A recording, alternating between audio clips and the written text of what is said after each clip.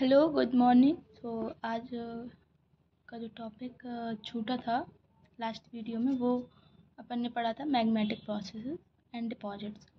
तो अपन ने late magmatic नहीं पढ़ा था और अर्ली मैग्मेटिक प्रोसेस अपन ने कर लिया था कंप्लीट। एंड उसके बाद जो अपन का बचा हुआ पार्ट है वो अपन आज कंप्लीट करेंगे। तो अपन यहाँ से स्टार्ट करते हैं late magmatic process and deposits. तो लेट मैग्मेटिक प्रोसेस एंड जो डिपॉजिट्स होते हैं ये रेफ़र करते हैं मिनरल डिपॉजिट्स को जो फॉर्म होते हैं during final stage of magma cooling and crystallisation. जब मैग्मा अपनी फाइनल स्टेज में होता है और तब ठंडा होता है और उसके मिनरल्स जो होते हैं वो क्रिस्टलाइज होते हैं, उस स्टेज में जो मैग्मा बनता मैग्मे से जो डिपॉजिट्स बनते हैं उसको अपन लेट मैग्मेटिक प्रोसेस कहते हैं। मतलब क्या होता है कि जब मैग्मा चैम्बर से निकल के सरफेस पे आता है तो जब मैग्मा अर्ली प्रोसेस में ये होता है तो उसमें मिनरल्स पहले ही कंसंट्रेट हो जाते हैं, सेग्रीगेट हो जाते हैं, ठीक है, और इंजेक्ट हो जाते हैं। बट इसमें लेट मैग्मेटिक प्रोसेस में ये होता है कि जब मैग्मा ठंडा होने लगता है, मैग्मा ठंडा होगा और तभी मिनरल उसमें क्रिस्टलाइज होते हैं और उस टाइम पे जो डिपॉजिट्स फॉर्म होते हैं उसको अपन लेट मैग्मेटिक डिपॉजिट्स या प्रोसेस कहते हैं, ठीक है। तो these deposits are typically associated with the residual magma that remains after early stage crystallization has occurred, leading to the formation of specialized mineral assemblages। ये जो डिपॉजिट्स होते हैं टिपिकली एसोसिएटेड होते हैं विद द रेसिडुअल मैग्मा। मतलब कि जो बचा हुआ मैग्मा होता है ना उसके साथ एसोसिएटेड होते हैं, मतलब कि उसके साथ ही एसोसिएटेड होते हैं। Remain after early stage crystallisation has occurred. जब अर्ली स्टेज की जो क्रिस्टलाइजेशन होता है वो हो जाता है, उसके बाद जो leading to formation of specialised mineral assemblies, उसके बाद जो मैग्मा बचता है जब वो ठंडा होने लगता है उनसे जो मिनरल असेंबलीज बनते हैं उन्हें अपन लेट मैग्मेटिक प्रोसेस या डिपॉजिट्स कहते हैं। इसमें कुछ प्रोसेस होती हैं जो अपन पढ़ेंगे। तो यहाँ पे अपन देखेंगे रेसिडुअल मैग्मा। रेसिडुअल मैग्मा से कैसे फॉर्म होता है? Late magmatic deposits form. जो लेट मैग्मेटिक डिपॉजिट्स होते हैं वो फॉर्म होते हैं from the remaining often more enriched magma after early stage crystallization has taken place। जब क्या होता है कि जो लेट मैग्मेटिक डिपॉजिट्स होते हैं वो फॉर्म होते हैं फ्रॉम द रिमेनिंग, जो बचा हुआ होता है, ऑफन मोर एनरिच मैग्मा, और जो मतलब कि मिनरल्स रिच होते हैं जिस मैग्मा में उससे जो मतलब कि जैसे अर्ली और उसके बाद आफ्टर मतलब अर्ली स्टेज की जो क्रिस्टलाइजेशन होता है वो हो जाता है, उसके बाद जो मैग्मा होता है जिसमें मिनरल्स रिच होते हैं उससे फॉर्म होता है अपन का रेसिडुअल मैग्मा से अपन का डिपॉजिट फॉर्म होता है, वो है लेट मैग्मेटिक डिपॉजिट, ठीक है। तो अपन का अब नेक्स्ट जो पॉइंट है वो अपन देखेंगे कि लो टेम्परेचर क्रिस्टलाइजेशन क्या होता है। तो the crystallization of minerals in the late magmatic deposits occur at lower temperature compared to early stage process. जो क्रिस्टलाइजेशन होता है मिनरल्स का in the late magmatic deposits में वो अकर होता है at low temperature compare to early stage process. तो जो लेट मैग्मेटिक प्रोसेस होती है वो उसमें टेम्परेचर अपन को ज़्यादा नहीं चाहिए होता है, क्योंकि उस टाइम पे मैग्मा ठंडा होने लगता है और जब मैग्मा ठंडा होगा तो टेम्परेचर लो हो जाता है, ठीक है। तो लो टेम्परेचर में फॉर्म होती हैं लेट मैग्मेटिक प्रोसेस, ये डिपॉजिट्स फॉर्म होते हैं।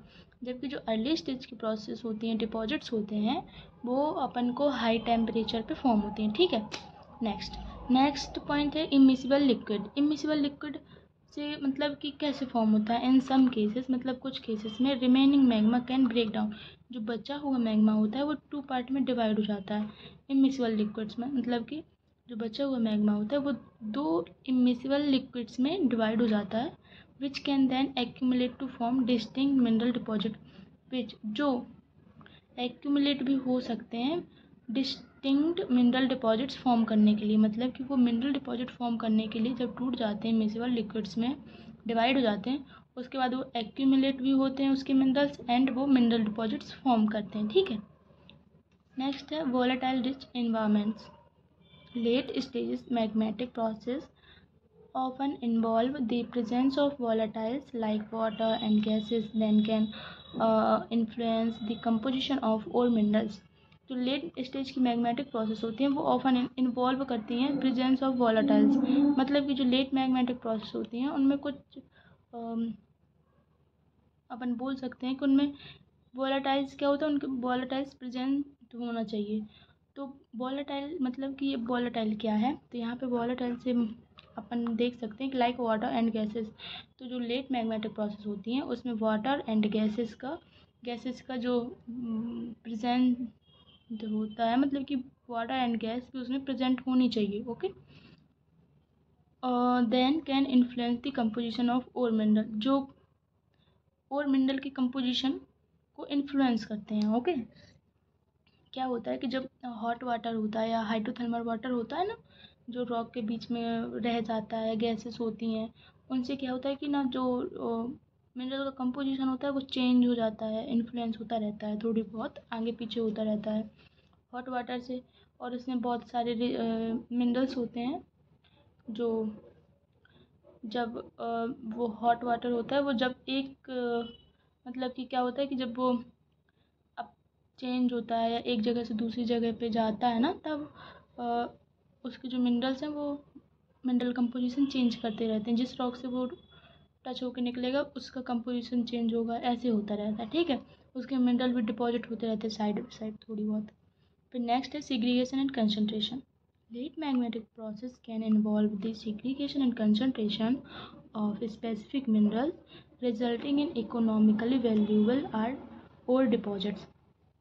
जो लेट मैग्मेटिक प्रोसेस होती हैं वो इन्वॉल्व कर सकती हैं सेग्रीगेशन और कंसंट्रेशन को भी इन्वॉल्व कर सकते हैं स्पेसिफिक मिनरल्स के ऑफ स्पेसिफिक मिनरल्स रिजल्टिंग इन जो जब ऑफ स्पेसिफिक मिनरल्स, ठीक है, जो लेट मैग्मेटिक प्रोसेस हैं वो इन्वॉल्व करते हैं सेग्रीगेशन और कंसंट्रेशन को स्पेसिफिक मिनरल्स के रिजल्टिंग फॉर्म के लिए इकोनॉमिकल वैल्यूएबल और डिपॉजिट्स। जो इकोनॉमिकली वैल्यूएबल और डिपॉजिट्स होते हैं वो एक स्पेसिफिक मिनरल्स होते हैं, ठीक है, जो सेग्रीगेशन और कंसंट्रेशन से भी फॉर्म हो जाते हैं। जब मिनरल लेट मैग्मेटिक प्रोसेस में सेग्रीगेशन या कंसंट्रेशन होता है तब भी वो फॉर्म होते हैं, ठीक है। और उन मिनरल्स को अपन इकोनॉमिकल वैल्यूएबल और डिपॉजिट्स कहते हैं। जैसे अपन देख सकते हैं कि इसमें गोल्ड हो सकता है, और गोल्ड इज़ इम्पॉर्टेंट एंड ये जो गोल्ड है वो इकोनॉमिकली वैल्यूएबल मिनरल्स है और डिपॉजिट्स है, ओके। नेक्स्ट क्या है, एग्जांपल्स हैं। अब इसके एग्जांपल्स अपन देखेंगे। Examples कम्युलेट deposits. कम्युलेट जो डिपॉजिट्स होते हैं वो क्या होते हैं, these deposits formed by the settling of mineral grains at the bottom of magma chamber can be significant source of platinum, palladium and other metals. These deposits form, ये जो deposits होते हैं वो फॉर्म होते हैं बाय द सेटलिंग। जो magma chamber में नीचे मिनरल ग्रेन सेटल हो जाते हैं, उस डिपॉजिट सेटल हो जाते हैं, ये डिपॉजिट्स होते हैं तब फॉर्म होते हैं जब मैग्मा चैम्बर में जो मिनरल ग्रेन्स होते हैं वो सेटल हो जाते हैं, ठीक है। Can be a significant source of platinum, ये एक इम्पॉर्टेंट सोर्स भी हो सकते हैं platinum, palladium and other metals के, ठीक है। एक और है अपन का, हाँ, यहाँ पे अपन देखेंगे oxides, mineral cumulates. Deposits composed of oxides like magnetite, ilmenite and chromite can also yield significant amount of PgEs।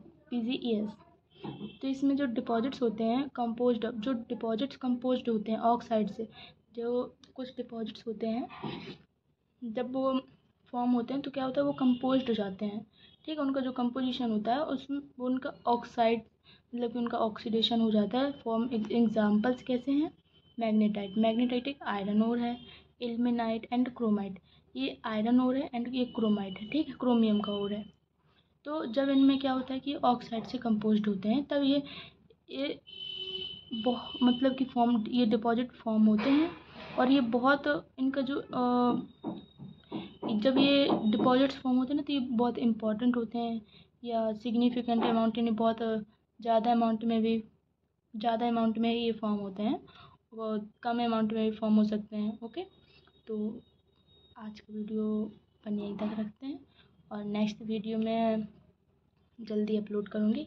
And sorry, बहुत लेट हो जा रहा है, sorry and thank you. Please subscribe कीजिए।